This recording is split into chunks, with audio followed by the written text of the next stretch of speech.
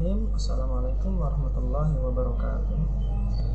Apa kabar anak-anak sekalian? Mudah-mudahan kita semua senantiasa dalam lindungan Allah Subhanahu wa taala. Baik, kita mulai pembelajaran kita tentang pendidikan agama Islam dan budi pekerti kelas 9. Pada pembelajaran kali ini kita akan memahami tentang toleransi dalam Islam. Jadi pandangan Al-Quran, ayat-ayat Al-Quran tentang toleransi. Jadi toleransi ini kan lagi hangat-hangatnya yang kita bahas ya di negeri kita ini, dimana kita diminta antar umat beragama dihimbau untuk senantiasa menjaga kerukunan, menjaga toleransi antar pemeluk agama, sehingga tercipta kehidupan agama yang harmonis, yang nyaman, yang aman, dan penuh persaudaraan. Baik anak-anak, kita lanjutkan slide-nya ya. Pastinya Indonesia kita terdiri dari berbagai macam suku, berbagai macam pulau, berbagai macam daerah, dan berbagai macam adat ya. Adat, warna kulit, ada tua, ada muda ya. Semua memiliki keanekaragaman. Itulah yang dinamakan berbeda-beda sesuai dengan semboyan dari Pancasila Bhinneka Tunggal Ika. Itulah kekayaan Indonesia, memiliki begitu banyak keragaman yang dibingkai dalam kesatuan negara Republik Indonesia ya, NKRI. Jadi ini yang harus kita pelihara. Kehidupan itu akan tercipta manakala kita mampu untuk bisa bertoleransi dalam perbedaan tersebut. Dan pada hakikatnya perbedaan ini sesuatu yang pasti, sesuatu yang sudah mutlak kita bawa dari lahir ya, di mana kita memiliki keanekaragaman, perbedaan antara kita dengan teman kita. Kita lahir dengan potensi yang berbeda-beda, dengan keahlian yang berbeda-beda, dengan bakat, dengan kecerdasan ya yang berbeda-beda. Jadi tidak menuntut untuk semua itu sama ya.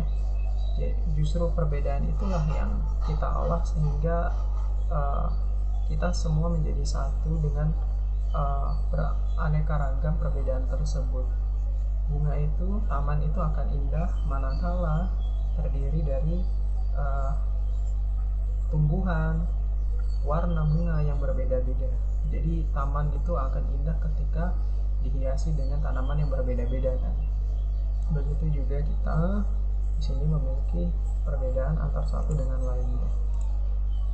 Tokoh-tokoh itu kan semua memiliki bakat yang berbeda-beda asal muasalnya ya.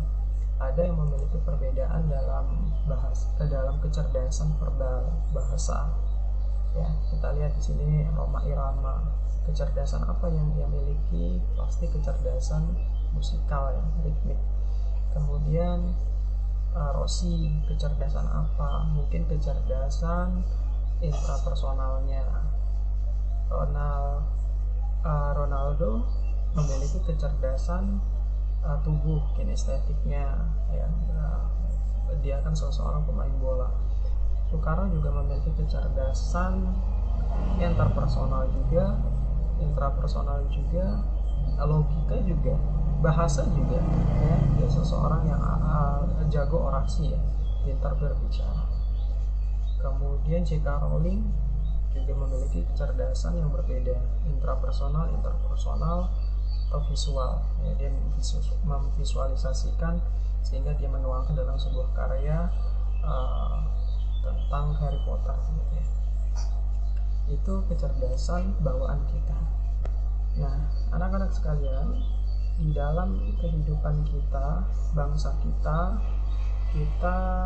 memiliki agama yang berbeda-beda ya tentunya ya.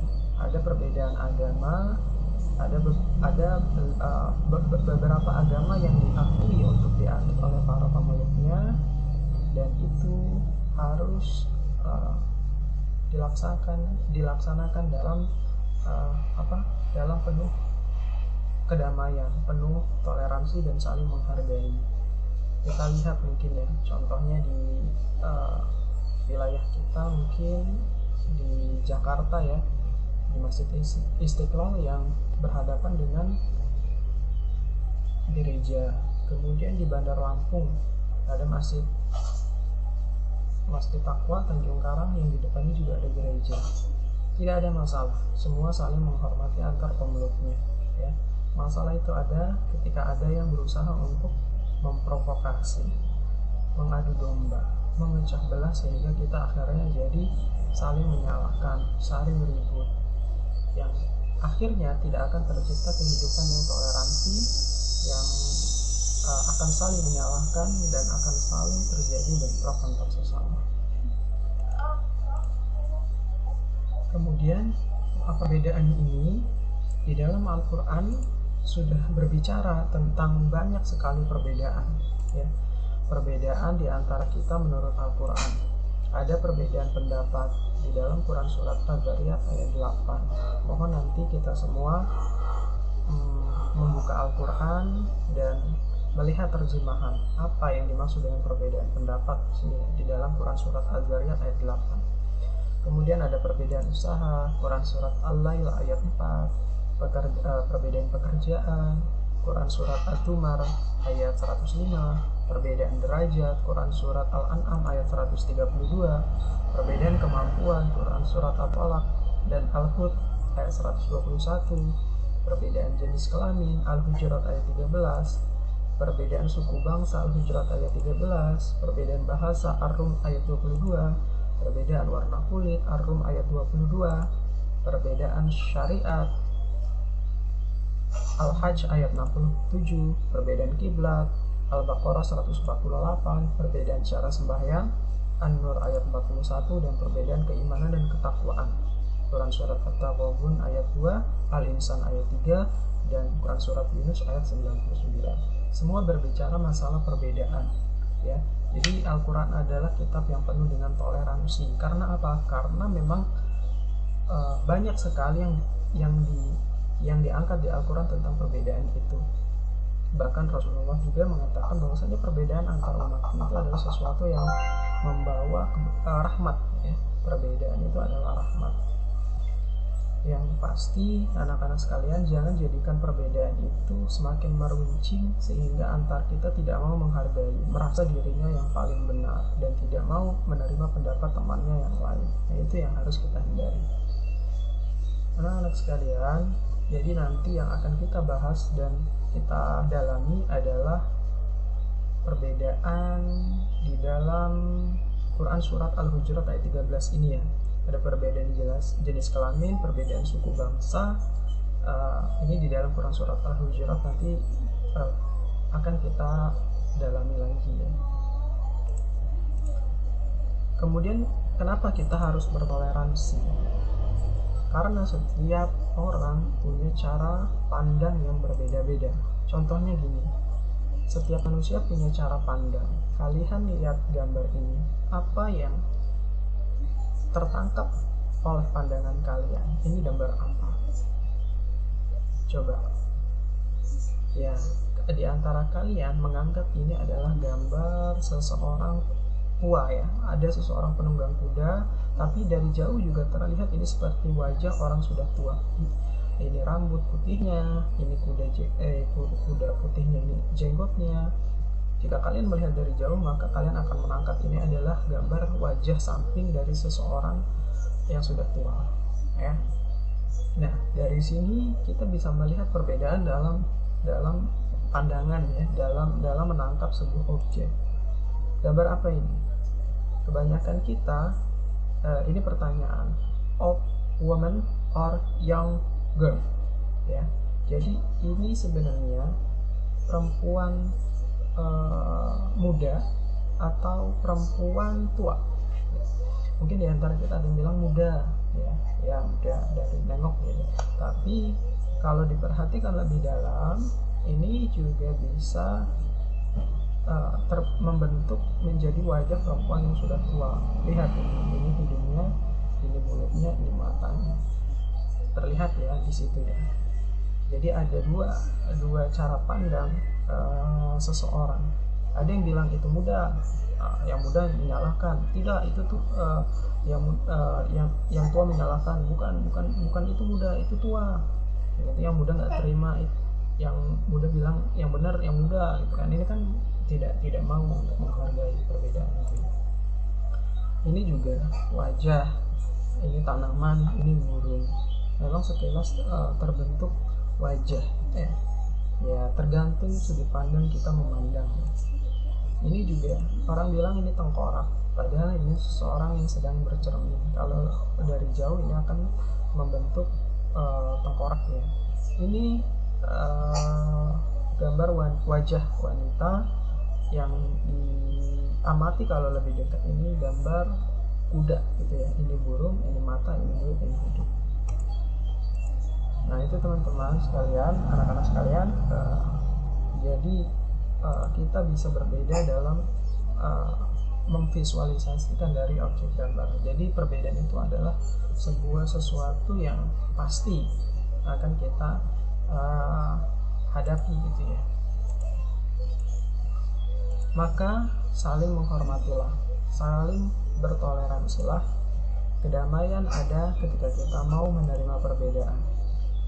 Nah, sampai di sini kita mendapatkan ada satu surat di dalam Al-Quran yang surat ini menggambarkan tentang toleransi, ya, tentang toleransi pada zaman Rasul, sehingga menjadi sebab turunnya Quran surat Al-Kafirun. Surat ini termasuk golongan surat Makkiyah karena surat ini diturunkan di Mekah. Di dalam Quran surat Al-Kafirun di situ dikatakan ya, ketika Rasulullah berdakwah dengan agama Islam kepada para manusia yang ada di Mekah ya, maka Rasulullah berhadapan dengan kaum kafir Quraisy. Di antaranya ada Umayyah bin Khalaf, kemudian ada Al-Aswad bin Al-Muttalib, Al-Walid bin Al-Mughirah, Al-As bin Al-Wa'il. Jadi Nabi Muhammad mengajak mereka untuk meninggalkan berhala dan memerintahkan mereka untuk menyembah Allah saja. Mereka tidak mau ya, dan akhirnya mereka berkata, "Wahai Muhammad, mari kita bersama-sama menyembah apa yang kami sembah, dan kami pun akan menyembah apa yang kamu sembah. Kita bersekutu dalam segala hal dan engkaulah yang memimpin kami." Jadi Nabi Muhammad diminta nanti di lain kesempatan untuk menyembah Tuhan mereka, yakni berhala. Tapi nanti gantian, setelah itu mereka yang akan menyembah Tuhan kita. Jadi biar tidak ribut gitu ya, tidak ribut. Nah, sampai di sini turunlah Quran surat Al-Kafirun tadi, ayat 1 sampai 4 yang berbunyi, Bismillahirrahmanirrahim. Qul ya ayyuhal kafirun. Katakanlah wahai orang-orang yang kafir. Nih, kita breakdown ayat ini menjadi sebuah kosakata. Qul ya ayyuhal kafirun. Katakanlah wahai orang-orang kafir. La a'budu ma ta'budun. Aku tidak menyembah apa yang kamu sembah. Wala antum abiduna ma a'bud. Dan kamu bukanlah para penyembah apa yang aku sembah. Wala ana abidum ma abadtum. Dan aku bukanlah penyembah dari apa yang kamu sembah ya. Wala antum abiduna ma a'bud. Dan kamu bukanlah para penyembah dari apa yang aku sembah. Lakum dinukum waliyadin. Untukmu agamamu, untukku agamaku. Bacaan Quran surat Al-Kafirun tadi ya, yang artinya sampai 4 ayat ini diakhiri dengan kata-kata, dan aku tidak sampai 6 ayat ini yang diakhiri dengan arti untukmu agamamu, untukku agamaku. Ini cukuplah menyebutkan bahwasanya ya dalam urusan akidah ya tidak boleh dicampurkan. Silahkan kalian memeluk agama kalian sendiri dan aku memeluk agamaku sendiri. Mari kita saling menghormati, gitu ya. Jadi tidak ada paksaan dalam memeluk agama. La ikraha fiddin. Dalam sejarah juga di sana dikisahkan saat penaklukan Konstantinopel, Sultan Konstantin Al-Fatih, Muhammad Al-Fatih juga ketika memasuki gerbang Konstantinopel mendapati ada salib yang terjatuh. Apa yang ia perintahkan kepada anak buahnya? Angkatlah salib itu dan perbaikilah lagi. Ya. Jangan biarkan agama mereka di sini, tidak usah diganggu dan tidak usah dirusak. Gitu ya.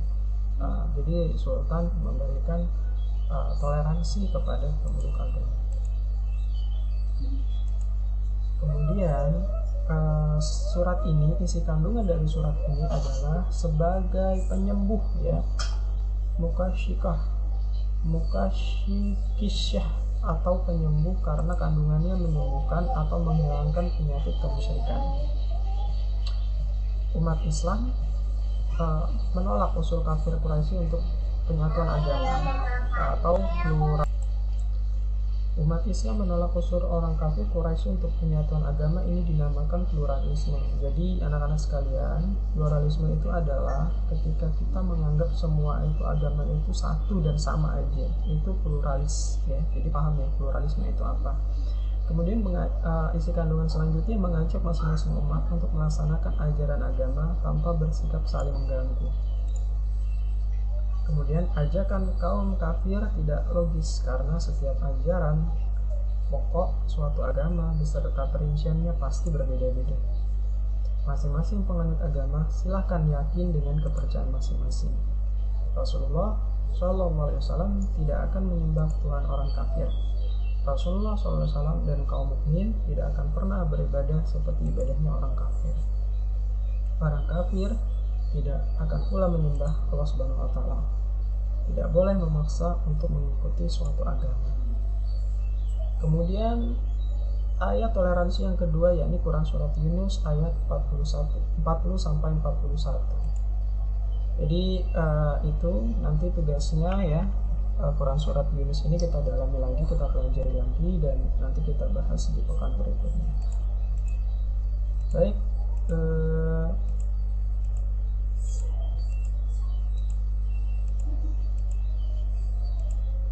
mungkin kita cukupkan dulu. Ini Quran surat Yunus yang akan kita bahas berikutnya ya. Dipercepat.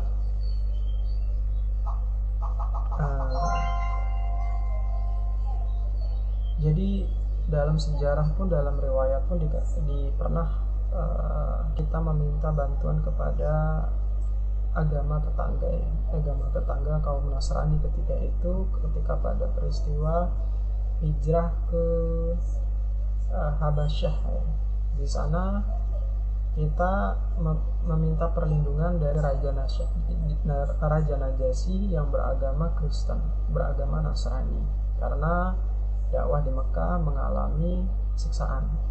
Jadi kita minta perlindungan, dan Raja Najasyi yang beragama Nasrani itu memberikan perlindungan kepada kaum muslimin. Nah, itulah wujud dari toleransi. Jadi Nasrani pun memberikan kebaikan, dan kaum muslimin juga memberikan kebaikan juga. Ya, jadi tidak ada peperangan di situ ya antar agama. Kemudian untuk perbedaan-perbedaan dalam hal-hal yang lainnya, misalkan tahlilan, pernikahan beda agama, ya ini memiliki banyak pro dan kontra. Pelaksanaan Muslim Universe ya, anak-anak sekalian, perbedaan ini tidak bisa kita hindari, cuman kita harus bisa bijak melihat perbedaan itu, dan jangan sampai perbedaan ini akhirnya dalam urusan akidah ya, jangan sampai terbawa dalam urusan akidah.